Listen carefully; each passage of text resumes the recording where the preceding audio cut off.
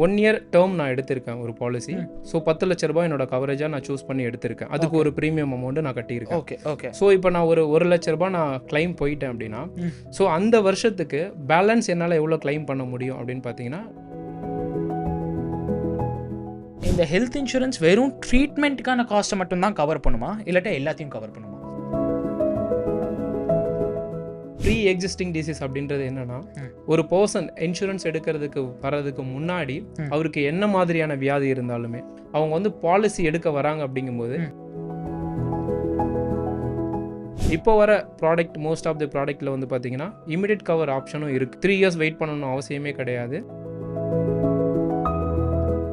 இப்போ உங்களுக்கு நீங்கள் ஒரு இன்சூரன்ஸ் அமௌண்ட் எடுத்துட்டீங்க, உங்களுக்கு எக்ஸஸ் அமௌண்ட் வரப்போகுதுன்னு தெரிய வந்தது அப்படின்னா, இப்போ வர ரீசெண்டாக லான்ச் ஆகியிருக்கிற நிறைய கம்பெனிஸ் ப்ராடக்ட்டில் என்ன பண்ணுறாங்க அப்படின்னு பார்த்தீங்கன்னா, நீங்கள் ஒரு 10 லேக் கவரேஜ் எடுத்திருக்கீங்க ஃபஸ்ட் இயர். ஸோ ஒரு 5 இயர்ஸ் நீங்கள் கிளைம் பண்ணாமல் நீங்கள் ரினுவல் பண்ணிக்கிட்டே வரீங்க அப்படிங்கும்போது வந்து பார்த்தீங்கன்னா, ஸோ எவ்ரி இயர் உங்களுக்கு வந்து 100%ன்றது நோ கிளைம் போனஸ்ன்றது ஆட் பண்ணி கொடுப்பாங்க. ஃபேமிலி மெம்பர்ஸாக இருக்கீங்க அப்படிங்கும்போது வந்து பார்த்தீங்கன்னா ஃபேமிலியாக எடுக்கிறது தான் பெஸ்ட்.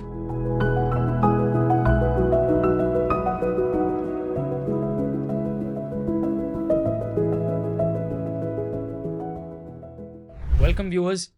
இன்றைக்கி நம்ம ஸ்ரீ பாட்காஸ்ட்டில் ஹெல்த் இன்சூரன்ஸை பற்றி பேச போகிறோம். இன்றைக்கி நம்மளோட மிஸ்டர் சுதாகர் இருக்கார். இவருக்கு ஹெல்த் இன்சூரன்ஸ் இண்டஸ்ட்ரியில் மோர் தென் 10 இயர்ஸ் ஆஃப் எக்ஸ்பீரியன்ஸ் இருக்குது.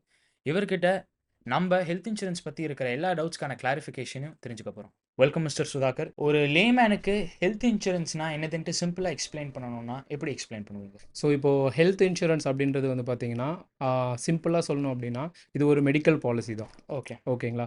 ஸோ இப்போ மெடிக்கல் பாலிசி அப்படிங்கும்போது இன்சூரன்ஸ் கம்பெனி, ஒரு இன்சூரன்ஸ் கம்பெனிக்கிட்ட வந்து நம்ம ஒரு ப்ரீமியம், செர்டன் ப்ரீமியம் நம்ம பே பண்ணி எடுக்கிறோம் அப்படிங்கும்போது, அந்த இன்சூரன்ஸ் கம்பெனி வந்து பார்த்தீங்கன்னா நமக்கு ஹெல்த் ரிலேட்டடாக ஏதாவது ஒரு விபத்து ஏற்பட்டாலோ இல்லை வேறு ஏதாவது நோய் ஏதாவது ஏற்பட்டாலோ, நம்ம ஒரு ஹாஸ்பிட்டலைசேஷன், அதாவது ட்ரீட்மெண்ட்டுக்காக நம்ம ஹாஸ்பிட்டல் அட்மிட் ஆகிறோம் அப்படிங்கும்போது, அந்த இன்சூரன்ஸ் கம்பெனி வந்து நமக்கு பதிலாக அந்த ஹாஸ்பிட்டலுக்கு வந்து பில்ஸ் எல்லாத்தையுமே வந்து பார்த்தீங்கன்னா செட்டில் பண்ணிவிடுவாங்க. ஓகே. ஸோ இதுதான். இன்னும் உதாரணத்துக்கு வந்து பார்த்தீங்கன்னா, உதாரணத்துக்கு சொல்லணும் அப்படின்னா, ஸோ இப்போ ஒரு 15,000 ரூபாயிலேருந்து 20,000 ரூபாய் நம்ம ஒரு ப்ரீமியம் கட்டி ஒரு இன்சூரன்ஸ் கம்பெனிக்கிட்ட ஒரு பாலிசி எடுக்கிறோம் அப்படிங்கும்போது, நான் ஹாஸ்பிட்டலைசேஷன் ஆகிற ஒரு 50,000 ரூபாய் இல்லை ஒரு 2 லட்ச ரூபாய் கிட்டத்தட்ட செலவாகுது அப்படிங்கும்போது நான் பே பண்ணணும்னு அவசியம் கிடையாது. எனக்கு பதிலாக அந்த இன்சூரன்ஸ் கம்பெனி வந்து பார்த்தீங்கன்னா ஹாஸ்பிட்டலுக்கு பே பண்ணிவிடுவாங்க. இது வந்து ஒரு 2 பார்ட் கொஸ்டின். ஓகே. ஃபஸ்ட்டு, எல்லா மெடிக்கல் ட்ரீட்மெண்ட்கான பில்லும் சேமாக இருக்காது இல்லையா? வேரி ஆகும். கண்டிப்பாக. நான் ஒரு ஹெல்த் இன்சூரன்ஸ் எடுக்கிறேன்னா அதுக்குன்ட்டு ஏதாவது ஸ்பெசிஃபிக் கவர் இருக்கா? அண்ட் ப்ரீமியம்ங்கிறது கவரை பேஸ் பண்ணி இருக்குமா, இல்லாட்டா இந்த ஹோல் கான்செப்ட் எப்படி வேலை செய்யும்? ஷூர், கண்டிப்பாக. இப்போது ஹெல்த் இன்சூரன்ஸை பொறுத்தளவு உங்களுக்கு கவரேஜ்ன்றது நம்ம சூஸ் பண்ணுறது தான். ஓகேங்களா? சே ஃபார் எக்ஸாம்பிள், ஒரு இன்றைக்கி இருக்கிற ஒரு லைஃப் ஸ்டைலில் ஒரு இன்சூரன்ஸ் கம்பெனி வந்து பார்த்தீங்கன்னா மினிமம் ஒரு 5 லேக்லேருந்து மேக்ஸிமம் 2 crore வரைக்குமே கவரேஜ்ன்றது அவைலபிள். ஓகே. ஸோ இதில் எனக்கு எவ்வளோ சஃபிஷியண்ட்டாக கவரேஜ் தேவைப்படும் அப்படின்றத நான் சூஸ் பண்ணிக்கலாம். ஓகேங்களா? ஸோ நான் சூஸ் பண்ணுறது, சே ஃபார் எக்ஸாம்பிள் ஒரு 20 லேக் கவரேஜ் நான் வேணும்னா சூஸ் பண்ணிக்கலாம்.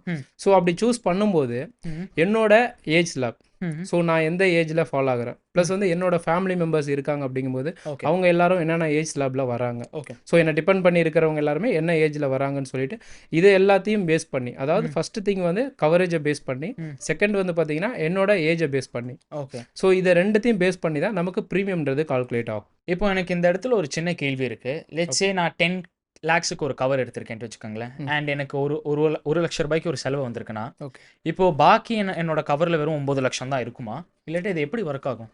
கண்டிப்பாக. இப்போது எப்படின்னு பார்த்தீங்கன்னா, நம்ம வந்து ஒரு ப்ரீமியம் கட்டுறது வந்து பார்த்தீங்கன்னா ஒரு வருஷத்துக்குன்னு தான் கட்டுறோம். ஓகேங்களா? அதாவது மினிமம் 1 இயர் டென்யூர் இருக்குது. இப்போ வர ப்ராடக்ட்ஸ் எல்லாத்துலேயுமே வந்து பார்த்தீங்கன்னா 2 years 3 years up to 5 years வரைக்குமே கொடுக்குறாங்க. சே ஃபார் எக்ஸாம்பிள், இப்போ நீங்கள் கேட்டதுக்கு 1 இயர் டேர்ம் நான் எடுத்திருக்கேன் ஒரு பாலிசி.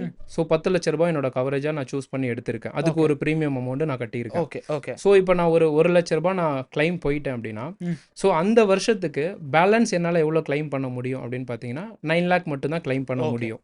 ஓகேங்களா? ஸோ இப்போ அந்த இயர் முடிஞ்சது அப்படிங்கும்போது எனக்கு அந்த 9 லேக்ன்றது எக்ஸாஸ்ட் ஆகிடும். ஓகேங்களா? நெக்ஸ்ட் இயர் வரும்போது நான் திரும்ப மறுபடியும் ப்ரீமியம் பே பண்ணி ரினுவல் பண்ணுவேன். எனக்கு அகைன் ஒரு 10 லேக் கவரேஜ்ன்றது எனக்கு அவங்க கொடுப்பாங்க.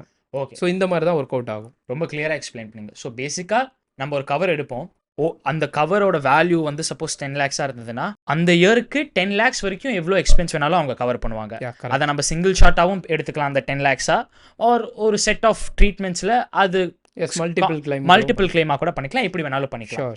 அண்ட் அந்த இயர் ஓவர் ஆனப்போ திருப்பியும் நம்ம ப்ரீமியம் பே பண்ண ஆரம்பிப்போம், திருப்பியும் அந்த 10 lakh லிமிட் நம்மளுக்கு செட் ஆகும். நீங்கள் சொன்னது கரெக்டு. பட் இதில் இன்னொரு அட்வான்டேஜஸும் இருக்குது. அது என்ன அப்படின்னு பார்த்தீங்கன்னா, சே ஃபார் எக்ஸாம்பிள் இப்போ நான் 10 lakh எடுக்கிறேன். ஸோ 10 lakh நான் இன்பிட்வீன்லேயே ஒரு 3 years 5 yearsல 1 lakh வாட் எவர் அந்த 10 lakh நான் ஃபுல்லாக யூஸ் பண்ணி முடிச்சிட்டேன். அப்படிங்கும்போது எனக்கு கம்பெனி சைட்லேருந்து என்ன பண்ணுறாங்கன்னா ஆட்டோமேட்டிக்காக மறுபடியும் ஒரு 100%ன்றது எனக்கு ஆட்டோமேட்டிக் ரீஸ்டோரேஷன்றது பண்ணி கொடுக்குறாங்க. ஓகேங்களா. ஸோ நான் உதாரணத்துக்கு 10 லட்ச ரூபாய் கவரேஜ் எடுத்திருக்கேன். அந்த 10 லட்ச ரூபாயை நான் யூஸ் பண்ணி முடிச்சிட்டேன். அப்படிங்கும்போது எனக்கு ஆட்டோமேட்டிக்காகவே மறுபடியும் ஒரு 10 லட்ச ரூபாய் கவரேஜ்ன்றது ஆட் பண்ணி கொடுக்குறாங்க. ஓகே. ஸோ இது ஒரு சில ப்ராடக்ட்டில் வந்து பார்த்தீங்கன்னா 100%ன்றது ஆட் பண்ணி கொடுப்பாங்க. ஓகே. இப்போ வர மோஸ்ட் ஆஃப் தி ப்ராடக்ட்டில் வந்து பார்த்தீங்கன்னா உங்களுக்கு அன்லிமிட்டட் டைம்ஸ்ன்றது ஆட் பண்ணி கொடுக்குறாங்க. ஸோ 1 yearக்குள்ளே நீங்கள் வந்து பார்த்தீங்கன்னா உங்கள் பேஸ் சம்மின்ஷன் 10 lakh யூஸ் பண்ணி முடிச்சதுக்கப்புறம் உங்களுக்கு ஆட்டோமேட்டிக்காக ரீஸ்டோரேஷன்றது பேக்கெண்டில் நடந்துகிட்டே இருக்கும். உங்களுக்கு தேவைப்பட கவரேஜ் வந்து பார்த்தீங்கன்னா நீங்கள் யூஸ் பண்ணிக்கலாம். அன்லிமிட்டெட். S, unlimited. ஸோ இப்போ அன்லிமிட்டெடுக்கும் நிறைய பிளான்ஸ் இருக்குன்ட்டு சொல்ல வரீங்க? யா, கண்டிப்பாக. வா, ஓகே. ஆஸ் எ லேமேனாக எனக்கு என்ன கேள்வி இருக்குன்னா, இப்போ நான் வந்து ஒரு ஹாஸ்பிட்டலில் போய் அட்மிட் ஆகிறேன்னா, ஓகே, நான் வெறும் ட்ரீட்மெண்ட்டுக்கு மட்டும் என்ன சார்ஜ் பண்ண மாட்டாங்க, கரெக்டாக? கண்டிப்பாக. அதுக்கான room, yes, menu, diet, yes, nutrition எல்லாத்துக்குமே சார்ஜ் பண்ணுவாங்க. கண்டிப்பாக. ஸோ இந்த ஹெல்த் இன்சூரன்ஸ் வெறும் ட்ரீட்மெண்ட்டுக்கான காஸ்ட்டை மட்டும்தான் கவர் பண்ணுமா, இல்லாட்டா எல்லாத்தையும் கவர் பண்ணுமா? பேசிக்கலி இப்போ ஒரு ஹெல்த் இன்சூரன்ஸ் நம்ம எடுக்கிறோம் அப்படிங்கும்போது, நான் ஹாஸ்பிட்டலில் அட்மிட் ஆகிறேன் அப்படின்னா எனக்கு அங்கே வந்து ஃபர்ஸ்ட் ப்ரியாரிட்டி வந்து பார்த்தீங்கன்னா room rent. So insurance company என்னென்னலாம் நமக்கு கவர் பண்ணுவாங்க அப்படின்னு பார்த்தீங்கன்னா, ரூம் ரெண்ட் கவர் பண்ணுவாங்க, போர்டிங் சார்ஜஸ் கவர் பண்ணுவாங்க, நர்சிங் ஃபீஸ் கவர் பண்ணுவாங்க, டாக்டர் ஃபீஸ் கவர் பண்ணுவாங்க. இன்கேஸ் நான் ஐசியூவில் அட்மிட் ஆகிறேன் அப்படின்னா ஐசியூ சார்ஜஸ் கவர் பண்ணுவாங்க, ஆப்ரேஷன் தியேட்டர் சார்ஜஸ் கவர் பண்ணுவாங்க, அனஸ்தேசியா, பிளட், ஆக்சிஜன். ஸோ இந்த மாதிரி ஹாஸ்பிட்டலைசேஷன்ஸ் அமௌண்ட் எனக்கு கவர் பண்ணுவாங்க. இது இல்லாமல் நமக்கு வந்து பார்த்தீங்கன்னா மெடிக்கல் பில்ஸ், அங்கே நான் கன்சல்டன்ட் பண்ணுறேன், அதுக்கப்புறம் வந்து மெடிசன்ஸ் வாங்குறேன், ட்ரக்ஸ் வாங்குறேன். ஸோ இது எல்லாமே கவர் ஆகும். ஓகே. இதை தாண்டி வந்து பார்த்தீங்கன்னா நமக்கு சர்ஜரி காஸ்ட் அந்த மாதிரி இருக்குது. அப்படிங்கும்போது அதுவுமே வந்து பார்த்தீங்கன்னா நமக்கு இன்சூரன்ஸில் கவரேஜ்ன்றது நம்ம இன்சூரன்ஸ்லேயே கிளைம் பண்ணிக்க முடியும். ஸோ நீங்கள் என்னெல்லாம் கவர் ஆயிருக்குன்ட்டு சொல்லியிருக்கீங்க. எஸ், பட் சில விஷயம் கவரும் ஆகாது, கரெக்டாக? கண்டிப்பாக. இப்போது அந்த கவர் ஆகாத விஷயத்துக்கு ஏதாவது ஆல்டர்னேட் சொல்யூஷன் இருக்கா, ஆர் இல்லாட்டா அதை நம்ம பே பண்ணி தான் ஆகணுமா? கண்டிப்பாக. இப்போது ஒரு சில சர்டைன் திங்ஸுக்கு வந்து பார்த்தீங்கன்னா ஆல்டர்னேட் சொல்யூஷன்ஸ் இருக்குது. எக்ஸாம்பிள் சொல்லணும் அப்படின்னு பார்த்தீங்கன்னா நான் பேயபிள் ஐட்டம்ஸ். ஓகேங்களா. ஸோ இப்போ ஒரு 5 years ஒரு 6 years பிஃபோரெல்லாம் நீங்கள் இன்சூரன்ஸ் எடுத்தீங்க அப்படின்னா உங்களுக்கு நான் medical items which means consumable கவர்ஸ்ன்னு சொல்லுவாங்க, ஒன் டைம் யூஸபிள்ஸ் ஐட்டம்ஸ் எல்லாமே வந்து பார்த்தீங்கன்னா இன்சூரன்ஸ் கம்பெனியில் கவர் பண்ணவே மாட்டாங்க. ஓகே. இப்போ இருக்கிற மார்க்கெட் அப்டேட்ஸில் இருக்கிற ப்ராடக்ட்ஸில் நம்ம எந்த ப்ராடக்ட்ஸ் போனாலுமே மோஸ்ட் ஆஃப் த ப்ராடக்ட்டில் நமக்கு நான் மெடிக்கல் ஐட்டம்ஸ் கவர் பண்ணுறாங்க. பட் என்னென்னா அதுக்கு நம்ம எக்ஸ்ட்ரா ப்ரீமியம் பே பண்ணுற மாதிரி வரும். ஓகே. ஈவன் நான் மெடிக்கல் ஐட்டம்ஸை தவிர டென்டல் ட்ரீட்மெண்ட்டும் அந்த மாதிரி நமக்கு ஆட் ஆன் பண்ணிக்கலாம்.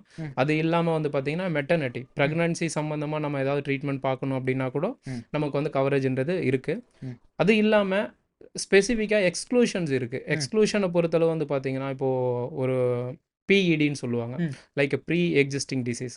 ஸோ அந்த மாதிரி ஏதாவது வியாதிலாம் இருக்குது அப்படிங்கும்போது நம்ம வந்து வெயிட்டிங் பீரியட் இருக்கும். நார்மலாக வந்து பார்த்தீங்கன்னா ஒரு 3 to 4 years வெயிட் பண்ண சொல்லுவாங்க. ஓகே. பட் இப்போ வர ப்ராடக்ட்ஸ் எல்லாமே வந்து நீங்கள் எக்ஸ்ட்ரா ப்ரீமியம் பே பண்ணிங்க ஆட் ஆன் பண்ணிங்க அப்படின்னா அது வந்து 31st டேலேருந்து கவர் பண்ணுற மாதிரி உங்களுக்கு ஆப்ஷன்றது அவைலபிள். அந்த ப்ரீ எக்ஸிஸ்டிங் கண்டிஷன் சொன்னீங்களே, ப்ரீ எக்ஸிஸ்டிங் அது என்னது, அந்த கிளாஸ் என்னது, கொஞ்சம் எக்ஸ்பிளைன் பண்ண முடியுமா? இப்போ ப்ரீ எக்ஸிஸ்டிங் டிசீஸ் அப்படின்றது என்னன்னா, ஒரு பர்சன் இன்சூரன்ஸ் எடுக்கிறதுக்கு வர்றதுக்கு முன்னாடி அவருக்கு என்ன மாதிரியான வியாதி இருந்தாலுமே, லைக் பிபி இருக்கலாம், டயபெட்டிக் இருக்கலாம், ஆஸ்துமா, இல்லை எனி சர்ஜரி, ஸோ இந்த மாதிரி என்ன ப்ராப்ளம் இருந்தாலுமே அவங்க வந்து பாலிசி எடுக்க வராங்க. அப்படிங்கும்போது அந்த பாலிசி எடுக்க வரும்போது இன்சூரன்ஸ் கம்பெனி வந்து அதை ப்ரீ எக்ஸிஸ்டிங் டிசீஸாக கன்சிடர் பண்ணிக்குவாங்க. ஓகே. ஸோ அந்த பர்சனுக்கு பாலிசி எடுத்ததுக்கு அப்புறம் ப்ரீ எக்ஸிஸ்டிங் டிசீஸ் ரிலேட்டடாக மட்டும் வந்து பார்த்தீங்கன்னா 3 yearsன்றது வெயிட்டிங் பீரியட் இருக்கும். ஓகே. ஸோ இது வந்து கம்பெனி பிளானை பேஸ் பண்ணி மாறும் இந்த வெயிட்டிங் பீரியட். ஒரு சில கம்பெனி ஒரு சில பாலிசிஸில் 2 years இருக்கும், ஒரு சில பாலிசிஸில் வந்து 3 to 4 years இருக்கும். ஸோ இந்த மாதிரி தான் ப்ரீ எக்ஸிஸ்டிங் டிசீஸ்ன்றது ஒர்க் அவுட் ஆகும். ஸோ நான் முன்னாடியே சொன்ன மாதிரி இப்போ வர ப்ராடக்ட் மோஸ்ட் ஆஃப் த ப்ராடக்ட்டில் வந்து பார்த்தீங்கன்னா இமிடியட் கவர் ஆப்ஷனும் இருக்குது சர்டன் டிசீஸ்க்கு மட்டும். ஓகே. ஸோ அந்த மாதிரி நமக்கு ஆப்ஷன்ஸ் இருந்தது, அவைலபிளாக இருந்தது அப்படின்னா நம்ம அதை எக்ஸ்ட்ரா ப்ரீமியம் மட்டும் பே பண்ணி எடுத்துக்கிட்டால் போதும். 3 years வெயிட் பண்ணணும் அவசியமே கிடையாது. ஜஸ்ட் லைக் தட் ஒரு 31st டேலேருந்தே நம்ம ட்ரீட் பண்ணுறது அதுக்கும் பார்த்துக்க முடியும். ஓகே. ஸோ நீங்கள் இந்த ப்ரீ எக்ஸிஸ்டிங் கண்டிஷனுக்கான எக்ஸ்பிளனேஷன் தந்திருக்கீங்க, எனக்கு புரியுது. பட் இப்போ எனக்கு என்ன கேள்வி இருக்குன்னா, லெட்ஸே நான் வந்து ஒரு ஹெல்த் இன்சூரன்ஸ் கவர் எடுக்கும்போது எனக்கு எதுவுமே இல்லை. பட் எடுத்த அப்புறம் எனக்கு வந்து ஒரு ஒரு லாங் டேர்ம் டிசீஸ் வந்துடுதுன்னு வச்சுக்கோங்களேன். ஓகே. அன்ஃபார்ச்சுனேட்லி வந்துடுதுன்னா, இப்போ நான் வந்து ஆப்வியஸாக எனக்கு பிஃபோர் ஹேண்டாகவே தெரிஞ்சிருக்காது இந்த மாதிரி டிசீஸ் வர போகிறதுன்ட்டு. கரெக்ட். ஸோ அப்போ இருந்த சுச்சுவேஷனுக்கு தான் நான் ஒரு ஹெல்த் கவரோ ஒரு ப்ரீமியமோ நான் பே பண்ணிட்டு இருப்பேன். கண்டிப்பாக. இப்போ எனக்கு ஒரு டிசீஸ் வந்துருச்சுன்னா நான் இப்போ என்ன பண்ணணும்? ஹெல்த் இன்சூரன்ஸ் பிளான் எடுத்துட்டேன், ஆனால் எடுத்த அப்புறம் எனக்கு ஒரு டிசீஸ் வருது. இப்போ அதுக்கான எக்ஸ்பென்ஸ் இன்னும் ஜாஸ்தியாக வரப்போகுதுன்ட்டு இப்போ எனக்கு தெரிஞ்சாச்சு. கரெக்ட். அதுக்கு மீட் பண்ணுறதுக்கான கவர் எனக்கு இல்லை. ஸோ என்னால் நடுவில் இப்போ நான் வேற பிளானுக்கு மாறலாமா, இல்லாட்டா நான் என்ன பண்ணணும்? ஹெல்த் இன்சூரன்ஸ் நம்ம எடுத்துட்டோம் அப்படின்னா இன் பிட்வீனில் ஓகேங்களா, அந்த கவரேஜ் அமௌண்ட்டை நம்மளால் வந்து சேஞ்ச் பண்ண முடியாது. ஓகேங்களா. ஸோ பெட்டர் நம்ம என்ன பண்ண முடியும் அப்படின்னு பார்த்தீங்கன்னா, ரினுவல் டைமில் மட்டும்தான் நம்மளால் அந்த கவரேஜ் அமௌண்ட்டை சேஞ்ச் பண்ண முடியும். ஸோ இது ஒரு பாயிண்ட். அண்ட் தென் நெக்ஸ்ட் வந்து பார்த்தீங்கன்னா, இப்போ உங்களுக்கு நீங்கள் ஒரு இன்சூரன்ஸ் அமௌண்ட் எடுத்துட்டீங்க, உங்களுக்கு எக்ஸஸ் அமௌண்ட் வரப்போகுதுன்னு தெரிய வந்தது அப்படின்னா, இப்போ வர ரீசெண்டாக லான்ச் ஆகியிருக்கிற நிறைய கம்பெனிஸ் ப்ராடக்ட்டில் என்ன பண்ணுறாங்க அப்படின்னு பார்த்தீங்கன்னா, அன்லிமிட்டெட் சம் இன்சூரன்ஸ் சொல்லிட்டு ஒரு ஆப்ஷன் கொடுத்துருக்காங்க. ஸோ இந்த ஆப்ஷனை நீங்கள் பாலிசி எடுக்கும்போதே சூஸ் பண்ணியிருக்கணும். ஸோ இந்த ஆப்ஷன் என்ன, ஃபஸ்ட்டு அன்லிமிட்டெட் சம் இன்சூரன்ஸ்னா என்ன அப்படின்னு பார்த்தீங்கன்னா, ஸோ நீங்கள் ஒரு கிளைம் போகும்போது இந்த கிளைமுக்கு உங்கள் சம் இன்சூர்டை விட அதிகமாக கிளைம் தேவைப்படுதுன்னு உங்களுக்கு தெரிஞ்சுது அப்படின்னா, நீங்கள் என்ன பண்ணலான்னா அந்த கம்பெனிக்கு அந்த கிளைம் டைமில் கால் பண்ணி, ஸோ இந்த மாதிரி எனக்கு இந்த கிளைமுக்கு எனக்கு அன்லிமிட்டெட் சம் இன்சூர்ட் ஆக்டிவேட் பண்ணி கொடுங்க அப்படின்னு நீங்கள் ரெக்வஸ்ட் பண்ணிங்க அப்படிங்கும்போது அவங்க இம்மிடியட்டாக உங்களுக்கு அந்த அந்த பெனிஃபிட்டை ஆக்டிவேட் பண்ணி கொடுத்துருவாங்க. ஸோ இந்த ஆப்ஷன் வந்து நீங்கள் பாலிசி எடுக்கும்போதே ஆப்ட் பண்ணி எடுத்துருக்கணும். ஸோ இதுக்கு சம்திங் அரௌண்ட் வந்து பார்த்தீங்கன்னா உங்களுக்கு ப்ரீமியம் நீங்கள் கண்டிப்பாக எக்ஸஸாக பே பண்ணுற மாதிரி வரும். ஸோ அப்படி எக்ஸஸாக பே பண்ணி வரும்போது நீங்கள் அன்லிமிட்டடாக வந்து பார்த்தீங்கன்னா யூஸ் பண்ணிக்க முடியும். லைஃப் டைமில் ஏதாவது ஒரு கிளைமுக்கு தான் பண்ண முடியும் இந்த பெனிஃபிட்டை நீங்கள். ஸோ மல்டிபிள் டைம்ஸ் அன்லிமிட்டெட் கேட்க முடியாது, பண்ண முடியாது. அதுக்கு தான் உங்களுக்கு என்ன பண்ணுறாங்கன்னா ரீஸ்டோரேஷன்றது கொடுக்குறாங்க. ஓகேங்களா. ஸோ இந்த இடத்துல நீங்கள் அன்லிமிட்டட் டைம்ஸ்னு வரும்போது உங்களுக்கு ரீஸ்டோரேஷன் அப்ளிகேபிள் ஆகும். தாராளமாக நீங்கள் ரீஸ்டோரேஷனை யூஸ் பண்ணிக்கலாம். ஸோ இது ஃபஸ்ட் இயர் நீங்கள் கிளைம் போகும்போது இந்த மாதிரி உங்களுக்கு டிஃபிகல்ட்டி நீங்கள் ஃபேஸ் பண்ணுவீங்க. பட் இதுவே நீங்கள் ஒரு 5 இயர்ஸ் இல்லை ஒரு 10 இயர்ஸ் நீங்கள் கிராஸ் பண்ணிட்டீங்க, சீனியாரிட்டி எல்லாமே கண்டினியூ பண்ணிட்டீங்க அப்படிங்கும்போது உங்களுக்கு மோஸ்ட் ஆஃப் தி எல்லா இன்சூரன்ஸ் ப்ராடக்ட்லையும் ஹெல்த் இன்சூரன்ஸ் ப்ராடக்ட்லையுமே வந்து பார்த்தீங்கன்னா உங்களுக்கு no claim bonus or cumulative போனஸ்ன்னு சொல்லி ஒன்று கொடுப்பாங்க உங்களுக்கு. ஓகேங்களா. ஸோ அப்போ என்ன ஆகும் அப்படின்னு பார்த்தீங்கன்னா, ஃபார் எக்ஸாம்பிளுக்கு நீங்கள் ஒரு 10 lakh கவரேஜ் எடுத்திருக்கீங்க ஃபஸ்ட் இயர். ஸோ ஒரு 5 இயர்ஸ் நீங்கள் கிளைம் பண்ணாமல் நீங்கள் ரினுவல் பண்ணிக்கிட்டே வரீங்க அப்படிங்கும்போது வந்து பார்த்தீங்கன்னா, ஸோ எவ்ரி இயர் உங்களுக்கு வந்து 100%ன்றது நோ கிளைம் போனஸ்ன்றது ஆட் பண்ணி கொடுப்பாங்க. ஸோ ஒரு நீ 5 இயர்ஸ்லாம் கிளைம் பண்ணாமல் இருந்தீங்க அப்படிங்கும்போது இந்த நோ கிளைம் போனஸ் மட்டுமே உங்களுக்கு ஒரு 50 lakh ஆட் ஆகிருக்கும். ஸோ அந்த இடத்துல வந்து பார்த்தீங்கன்னா வாட் எவர் உங்களுக்கு அன்லிமிட்டெட் சம் இன்சூர்ட் தேவைப்பட்டது அப்படின்னா அந்த ஆப்ஷனை நீங்கள் யூஸ் பண்ணிக்கலாம். ஆர் எல்ஸ் நீங்கள் வந்து இந்த நோ கிளைம் போனஸ் இருந்தது அப்படிங்கும்போது நோ கிளைம் போனஸையும் யூஸ் பண்ணிக்க முடியும். இதை தாண்டி தான் உங்களுக்கு ரீஸ்டோரேஷன்றது ஒர்க் அவுட் ஆகும். இப்போ இந்த ரீஸ்டோரேஷனுங்கிறது நான் எந்த சினாரியோவில் யூஸ் பண்ணிக்கலாம்? ஓகே, இப்போ ரீஸ்டோரேஷன்றது ஃபர்ஸ்ட் ஆஃப் ஆல் எப்படி ஒர்க் அவுட் ஆகும்னு நான் சொல்கிறேன். ஸோ இப்போ ஒரு ஃபேமிலி மெம்பர்ஸாக நீங்கள் எடுக்கிறீங்க. ஃபார் எக்ஸாம்பிள் நீங்கள் ஒரு 10 or 20 lakh கவரேஜ்ன்றது எடுக்கிறீங்க. ஸோ இன்றைக்கி இருக்கிற ஒரு மெடிக்கல் எக்ஸ்பென்சஸ் அண்ட் காஸ்ட் நம்ம கம்பேர் பண்ணும்போது ஸோ இந்த அமௌண்ட் கண்டிப்பாக பத்தாது. ஸோ அப்படி இருக்கும்போது நீங்கள் என்ன பண்ணலாம் அப்படின்னு பார்த்தீங்கன்னா, இப்போ ஒரு ட்ரீட்மெண்ட்டுக்கு நீங்கள் போகிறீங்க அப்படிங்கும்போது இன்பிட்வீனில் 1 year இன்பிட்வீன்லே ஒரு 5 lakh இல்லை 10 lakh நீங்கள் உங்கள் பேசிக் சம் இன்சூர்டை யூஸ் பண்ணி முடிச்சிட்டிங்க அப்படிங்கும்போது உங்களுக்கு ஆட்டோமேட்டிக்காகவே கம்பெனி சைட்லேருந்து மறுபடியும் ஒரு 10 lakh உங்கள் பேஸ் சம் இன்சூர்டு என்ன இருக்கோ அதை மறுபடியும் ஆட் பண்ணி கொடுப்பாங்க. ஸோ அதுக்கு பேர் தான் ரீஸ்டோரேஷன்றது. ஸோ இந்த மாதிரி இப்போ வர ப்ராடக்ட்ஸில் எல்லாத்துலேயுமே அன்லிமிட்டட் டைம்ஸ்ன்றது ஆட் பண்ணி கொடுக்குறாங்க. இதுக்கு வந்து முன்னாடி கண்டிஷன்ஸ் இருந்தது. முன்னாடி இருந்த ப்ராடக்ட்ஸில் பாலிசிஸில் எல்லாத்துலேயுமே கண்டிஷன்ஸ் இருந்தது. என்ன கண்டிஷன் அப்படின்னு பார்த்தீங்கன்னா, அந்த ரீஸ்டோர் ஆகிற அமௌண்ட்டை வந்து சேம் பர்சன் சேம் ட்ரீட்மெண்ட் பார்த்துக்க முடியாதுன்ற கண்டிஷன்ஸ் இருந்தது. ஓகேங்களா. பட் இப்போ இருக்கிற பாலிசிஸில் வந்து பார்த்தீங்கன்னா அந்த கண்டிஷனுமே எடுத்துட்டாங்க. ஸோ அந்த கண்டிஷன் எடுத்துட்டாங்கன்னா இப்போ நான் வந்து லெட்ஸே நான் வந்து ஒரு ட்ரீட்மெண்ட்காக போகிறேன்னா அந்த ட்ரீட்மெண்ட்டில் நான் வந்து எக்ஸ்பென்ஸ் வந்து கவர் ஆகி என்னோட கவர் ஓவர் ஆயிடுச்சுன்னா திருப்பியும் அதே ட்ரீட்மெண்ட்டுக்கு எனக்கு ரீஸ்டோரேஷன் கிடைக்கும், அதே கவர்.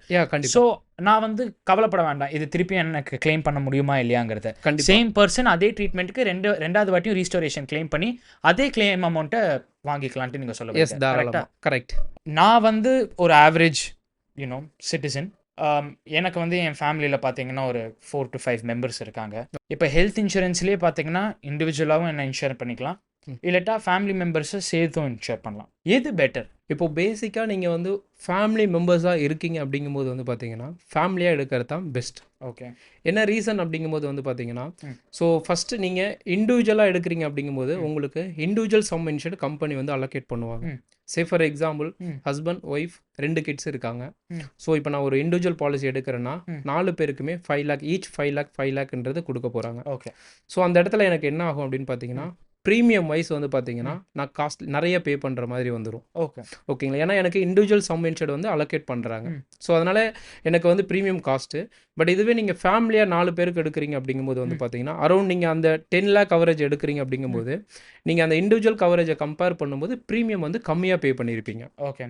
ஸோ அதனால் என்னோட சஜஷன் என்னென்னா நீங்கள் ஃபேமிலியாக போகிறது தான் வந்து பார்த்தீங்கன்னா பெஸ்ட் ஆப்ஷன். ஃபேமிலியாக போனால் பெஸ்ட் ஆப்ஷன், ஏன்னா ப்ரீமியம் லோங்கிறீங்க. கண்டிப்பாக. பட் ஒருத்தனுக்கு 10 lakh 10 lakhs கவரேஜ்க்கும் அதே 3 பேர் 5 பேருக்கு 10 lakhs கவரேஜுக்கும் டிஃப்ரென்ஸ் இருக்குல்ல. கண்டிப்பாக ஈச் பர்சனுக்கு அப்போ கம்மியாக தானே கிடைக்கும். ஸோ அப்போ நீங்கள் என்ன சொல்லுவீங்க? ஸோ அதனால தான் நம்ம வந்து ரீஸ்டோரேஷன் பெனிஃபிட் எல்லாமே ஆட் பண்ணி கொடுக்குறோம். ஓகே. ஓகேங்களா, ஸோ நீங்கள் ஃபேமிலியாக எடுக்கும்போது உங்களுக்கு கண்டிப்பாக வந்து வாட் எவர் இப்போ நம்ம ஏன் நான் வந்து இண்டிவிஜுவலாக போகக்கூடாதுன்னு சொல்கிறேன் அப்படின்னா இந்த ஒரு பாயிண்ட்டும் இருக்குது. ஏன்னா நம்ம இப்போ கிட்ஸுக்குலாம் வந்து பார்த்தீங்கன்னா நிறைய மெடிக்கல் எக்ஸ்பென்சஸ் ஆக போகிறது கிடையாது. ஓகேங்களா, ஸோ ரொம்ப ரேராக தான் நம்ம யூஸ் பண்ணுவோம் கிட்ஸ் ட்ரீட்மெண்ட்ஸ்ன்றது பார்ப்போம். ஸோ பட் அவங்களுக்கு நம்ம எக்ஸ்ட்ரா தனியாக இண்டிவிஜுவல் சம் இன்ஷூர்டு எடுக்கும்போது அவங்களுக்கு நம்ம ப்ரீமியம் வேஸ்ட்டாக பே பண்ணிக்கிட்டு இருப்போம். பட் இதுவே நம்ம பாலிசியில் அவங்க இருக்கிறாங்க அப்படிங்கும்போது நம்ம கூட தான் இன்க்ளூட் பண்ணி தான் அவங்களுக்கு சம் இன்ஷூர்டு வர்றதால அவங்களுக்கு நிறைய ப்ரீமியம்ன்றது நம்ம பே பண்ணுற அவசியம் இருக்காது அந்த இடத்துல.